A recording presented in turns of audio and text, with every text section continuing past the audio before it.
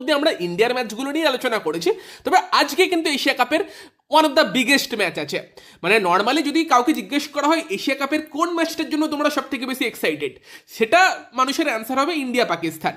তবে যতই Bharat Pakistan ম্যাচটাকে ACC BCCI তারা হাইপ করতে চাক না কেন, বা যতই এখন রাইভালিটি বলা হোক না কেন, সত্যি কথা বলতে কি ভারতকে যদি পাকিস্তান হারিয়ে দেয় সেটাকে আমরা অঘটনই বলবো। কারণ এই সময়ে দাঁড়িয়ে ভারত বা পাকিস্তানের শক্তির ডিফারেন্স অনেকটাই, বরং পাকিস্তান আফগানিস্তান ম্যাচটাকে আমরা বড় রাইভালিটি বলতে পারি। তবে তার থেকেও আমার মনে হয় এশিয়া কাপের সব থেকে বড় ম্যাচ আজকে আছে, বাংলাদেশ বনাম শ্রীলঙ্কা। এই ম্যাচটার মতো এন্টারটেনমেন্ট আর কোনো ম্যাচে পাওয়া যায় না। বাংলাদেশ শ্রীলঙ্কা ম্যাচ হলে কিছু না কিছু হয়। আজকে আমি দেখার অপেক্ষায় আছি যে আজকে কি হয়, টাইম আউট বা নাগিন ড্যান্স বা মানে কথা কাটাকাটি অনেক কিছুই তো আমরা এই ফিক্সচারটাই দেখেছি।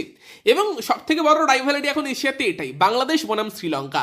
এবং সেই ম্যাচের আগে কিন্তু নজর থাকবে বাংলাদেশ প্রথম ম্যাচ হংকংয়ের এগেনস্টে জিতে শুরু করেছে, তবে কনভিনসিং জয় হয়তো ছিল না।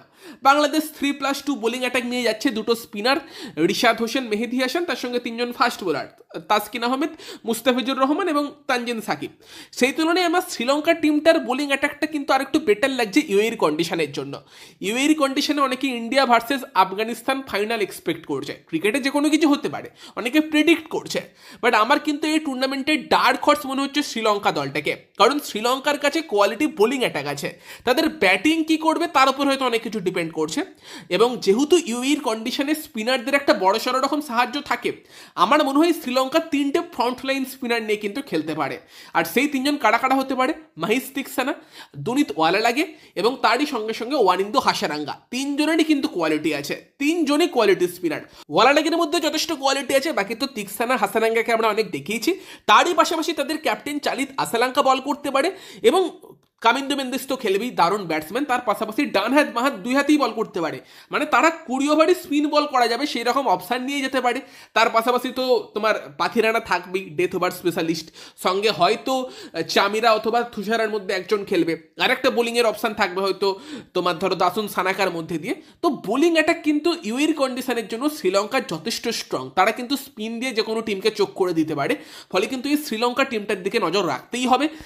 ওয়েলকাম টু নতুন এন্টারটেনমেন্ট প্ল্যাটফর্ম মোস্ট প্লেতে, যেটা রিপ্রেজেন্ট করছে Bengali superstar Koushani Mukherjee.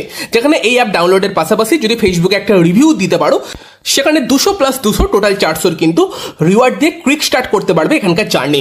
Just প্রত্যেক দিন এই অ্যাপে লগ ইন করতে হবে, তাহলেই কিন্তু ইনস্ট্যান্ট রিওয়ার্ড জিততে পারবে এবং নতুন নতুন কিছু সারপ্রাইজিং প্রত্যেক দিন পাবে। সাথে নিজেদের বন্ধুকে ইনভাইট করলে সেখানে তুমি এবং তোমার বন্ধু দুজনেই এখান থেকে রিওয়ার্ড পাবে।